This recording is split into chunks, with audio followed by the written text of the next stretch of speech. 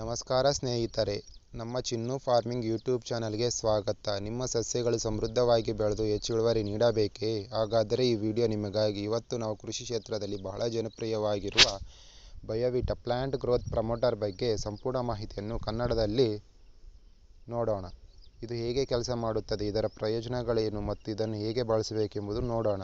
ಬಯೋವಿಟಾ ಒಂದು seaweed extract ಆಗಿದ್ದು, ಇದನ್ನು ಸಮುದ್ರದ ಪಾಚಿಯಿಂದ ಉತ್ಪಾದನೆ ಮಾಡುತ್ತಾರೆ. ಇದರಲ್ಲಿ ಗಿಡದ ಬೆಳವಣಿಗೆಗೆ ಬೇಕಾದ 60ಕ್ಕೂ ಹೆಚ್ಚು ನೈಸರ್ಗಿಕ ಪೋಷಕಾಂಶಗಳು ಲಭ್ಯವಿರುತ್ತದೆ.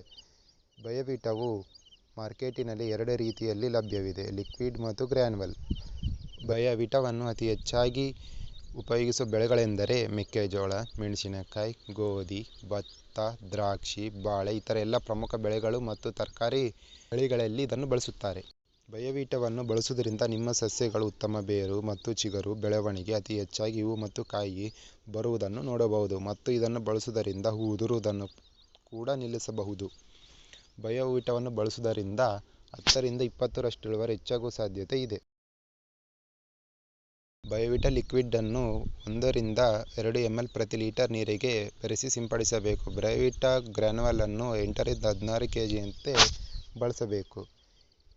ಈ ವಿಡಿಯೋ ನಿಮಗೆ ಇಷ್ಟವಾದಲ್ಲಿ ಲೈಕ್ ಮಾಡಿ, ಶೇರ್ ಮಾಡಿ ಮತ್ತು ಕಾಮೆಂಟ್ ಮಾಡಿ. ಸಬ್ಸ್ಕ್ರೈಬ್ ಮಾಡಿ. ಧನ್ಯವಾದಗಳು.